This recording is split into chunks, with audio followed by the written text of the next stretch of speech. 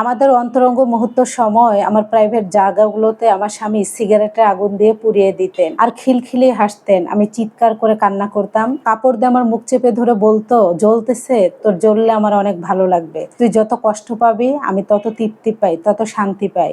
আমি চিৎকার করে কান্না করতাম আর ও খিলখিলিয়ে হাসতো আর বলতো, এই জায়গার দাগ তুই কাউকে কখনো দেখাতে পারবি না, এজন্যই তোর আমি এগুলো জায়গাতেই পুড়িয়ে দিব। দিনের পর দিন আমার স্বামীর এইভাবে মানসিক অত্যাচার আমি সহ্য করে যাচ্ছিলাম। বাবা মাকে যখনই বলতাম, বাবা মা বলতো, একটু মানিয়ে নাও, তোমাকে সমাজ না হলে কলঙ্ক রটিয়ে দিবে। 2003 সালে পারিবারিক ভাবে সৌদি প্রবাসীর সাথে বিয়ে হয় আমার। বিয়ের সময় আমার বাবা কোনো টাকা পয়সা দেয়নি, কিন্তু আমার শাশুড়ির ইচ্ছা ছিলেন তার ছেলেকে যৌতুক দিয়ে বিয়ে করাবে। বিয়ের প্রথম প্রথম আমার স্বামী আমাকে ভালোবাসতো। বিদেশে থাকতেন উনি, আসতেন বছরে আবার চলে যেতেন। 2-3 বছর এভাবেই কেটে যায়, কিন্তু যত দিন যায় তত আমার শাশুড়ির আর আমার ননদের অত্যাচার আমার উপরে বেড়ে যায়। একটা সময় আমার স্বামীও বিদেশ থেকে একবারে দেশে চলে আসে। আমার শাশুড়ির অত্যাচার, আমার ননদের কটু কথা, ওই কথা শুনে আমার স্বামীর প্রতিনিয়ত আমাকে মারধর, অত্যাচার, আমার জীবনটাকে বিষাক্ত করে তুলেছিল। বাবা মাকে আমি যখনই বলতাম, বাবা মা বলতো, একটু মানিয়ে নাও মা, তুমি মেয়ে মানুষ, তুমি যদি একবার স্বামী সংসার ছেড়ে চলে আসো, এই সমাজ তোমার শরীরে কলঙ্ক রটিয়ে দিবে। বাবার মুখে এমন কথা শুনে নতুন করে আবার প্রস্তুতি নিতাম যেন আমি সহ্য করতে পারি।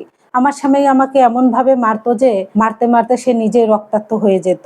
আমি ওই শরীর নিয়ে তার ক্ষত জায়গায় ব্যান্ডেজ লাগিয়ে দিতাম, কারণ আমি চাইনি তাকে হারাতে। আমি তাকে অনেক বেশি ভালোবাসতাম। আমি বুঝতাম না সে আমাকে কেন মারতো। মারতো আর বলতো, এত মানুষ চলে যায়, তুই কেন যাস না? তুই কি দেখে আমার কাছে পড়ে আসছিস? তুই কি বুঝিস না আমি তোকে পছন্দ করি না, আমি তোকে দেখতে পারি না? সবকিছুই আমি মুখ বন্ধ করে সহ্য করতেছিলাম। দেখতে দেখতে 13 বছর শুধু মানিয়ে আর মুখ বন্ধ করে সহ্যই করে গেলাম। কোনো দিন থানা পুলিশের কাছে যাইনি, সাহসও করিনি। আমার স্বামীকে পুলিশ অ্যারেস্ট করে নিয়ে যাবে, আমার বাবা মা বলেই শুধু সব সময় আমি যেন মানিয়ে নেই। কতবার নিজেকে শেষ করে দিতে চেয়েছি, কিন্তু না, আমার মৃত্যু এত সহজ নয়। বারবারই বেঁচে গিয়েছি।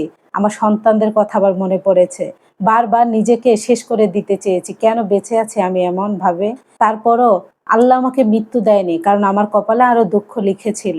আমার স্বামীর এভাবে অত্যাচার, ননদের, শাশুড়ির, দিন যায়, বছর যায়, মাসও গড়িয়ে যায়, আমার নির্যাতনা শেষ হয় না। একটা পর্যায়ে বাধ্য হয়ে আমার বাবার বাড়িতে চলে যাই। পাগল হয়ে গিয়েছিলাম আমি। বাবার বাড়িতে যেয়ে বেশ কিছুদিন থাকি। তারপর হঠাৎ করে আমার স্বামী ফোন দেয় যে আমাকে সে নিতে চায়, নিয়ে আসতে চায়। তখন আমার বাবা সাফ করে বলে দেয়, আমার মেয়েকে তোমার কাছে আমি আর দিব না। 13 বছর আমার মেয়ে সহ্য করেছে। একটা পর্যায়ে আমার স্বামী আমাদের বাড়িতে যায়, যে বলে, আপনি যদি টাকা দেন আপনার মেয়েকে আমি ভালোবাসবো। আমার বাবা 15 লাখ টাকা দিয়ে একটা দোকান ধরিয়ে দেয়। বাবা দোকান করে দেওয়ার পর ভেবেছিলাম এবার বুঝে আমি সুখের দেখা পাবো, স্বামীর আদর ভালোবাসা পাবো। কিন্তু না, মাস না গড়তে গড়তে আবারও শুরু হয়ে যায় তার নির্যাতন, অমানবিক, যেটা আমি নিতে পারতাম না। জীবনটা আমার বিষাক্ত করে তুলেছিল। বাহিরদের ঠিকই ভালো দেখাতো, কিন্তু ভিতরে ভিতরে এরকম চলতেছিল। বাবা মাকে লজ্জায় আর প্রেশারও দিতে চাইনি। কি বলবো, তারা তো সবটুকুই চেষ্টা করেছে। আমার স্বামী বাসায় ফেরার আগে তার মার বাসায় যেত। তার মার বাসায় গেলেই তার অত্যাচারটা আমার উপরে আরো বেড়ে যেত। যখনই মার বাসা থেকে আসার সময় মা কি যে কানে কানে বলে দেয়, বাসায় এসে হাত পা বেঁধে আমাকে মারতো। মার বাসায় ছেলে যাবে এটাই স্বাভাবিক, কিন্তু আমার শাশুড়ির বাসায় গেলে সেদিন অত্যাচারটা আরো বেড়ে যেত। শাশুড়ির বাসায় যেদিন না যেত, 1-2 থাপড় দিয়েই বন্ধ রাখতো, কিন্তু শাশুড়ির বাসায় যেদিনই যেত হাত পা বেঁধে আমাকে মারতো। আমি নিতে পারছিলাম না মানসিক টর্চারিং। আমাদের অন্তরঙ্গ মুহূর্ত সময়েও সে আমাকে সিগারেটের আগুন দিয়ে আমার প্রাইভেট জায়গাগুলো পুড়িয়ে দিত। আমি চিৎকার করে কান্না করতাম। সে বলতো, তোমার জ্বলে, তোমার জ্বললেই আমি শান্তি পাই। তোমার যত জ্বলবে, তুমি যত চিৎকার করবা, তত আমার শান্তি লাগে, আমার তৃপ্তি লাগে। আমাকে ওই অবস্থায় বলতো, যাও না কেন, কি দেখে পড়ে আছো? মেয়েরা তো স্বামী বলে 1-2 থাপড় দিলেই চলে যায়। আমি তোমাকে 13-14 বছর ধরে এরকম করতেছি, তবুও যাও না কেন? আমার স্বামীর মুখের দিকে আমি কান্না করতাম আর তাকিয়ে থাকতাম। কি আসলে মানুষ না অন্য কিছু? সহ্য করতে পারতেছিলাম না আমি। একটা সময় সে আমার কোনো কিছুই খেয়াল রাখতো না। আমাকে এতটা স্বাধীনতা দিয়েছিল যে যেন আমি একটা ভুলভাল করতে পারি। আমি বুঝতে পারছিলাম সে এই জন্যই আমাকে স্বাধীনতা দিয়েছে, যেন আমি কিছু একটা উল্টাপাল্টা করে তার জীবন থেকে চলে যাই। সত্যি সত্যি আমি সম্পর্কে জড়িয়ে যাই। তার ভাইয়ের সাথে আমার পরকীয়া সম্পর্ক হয়ে যায়, তার আপন মামাতো ভাইয়ের সাথে।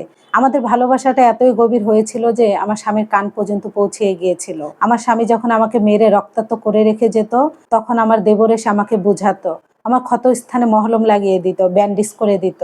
আমার স্বামী আমাকে যতটা না বুঝতো, যেই ভালোবাসা আমার স্বামীর কাছ থেকে আমার পাওয়া দরকার, ওই ভালোবাসা আমি তার কাছ থেকে পাচ্ছিলাম। ধীরে ধীরে আমার স্বামীর কাছ থেকে আমি দূরে চলে যাই। আমাদের দুইজনের ভালোবাসার কথা আমার স্বামীর কান পর্যন্ত পৌঁছায়।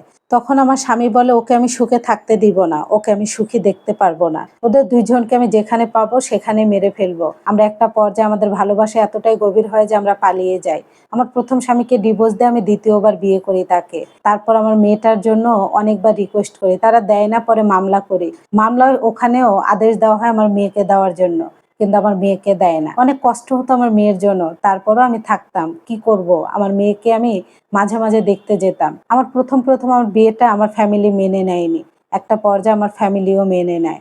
আমার মেয়েকে যখন আমি দেখতে যেতাম, আমার শাশুড়ি শিখে দিয়েছিল, তোর মা খারাপ, তোকে রেখে পরক্রিয়া করে চলে গিয়েছে, তোর বাবা অনেক সংসার করার চেষ্টা করেছে। মেয়ে আমার মুখের সামনে বলে, মা তুমি আমাকে ভালোবাসো না, তুমি অন্য পুরুষের সঙ্গে চলে গিয়েছো, তুমি আমাকে একটুও ভালোবাসো না, তুমি আমাকে দেখতে এসো না।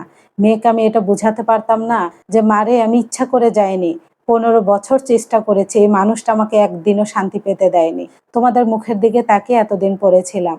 পুরুষেরা যদি 4-5টা বিয়েও করে তারপর পুরুষের কোনো বদনাম হয় না, কিন্তু একটা নারী যতই স্বামীর কাছে নির্যাতিত হোক না কেন, তাকে সবকিছু মানিয়ে নিয়েই সংসার করতে হয়।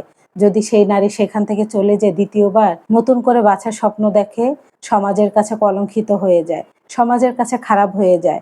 ওই নারীকে তখন কেউ ভালো চোখে দেখে না, এবং কি সন্তানেরও না। আমার বাচ্চারাও আমাকে এখন ভালোবাসে না, জানে যে আমি খারাপ মা। এটা একটা আপু লিখে পাঠিয়েছে। জানি না আপু কতটা ভুল করেছে, কতটা ঠিক করেছে, তবে আমি বলবো আপু ঠিকই করেছে।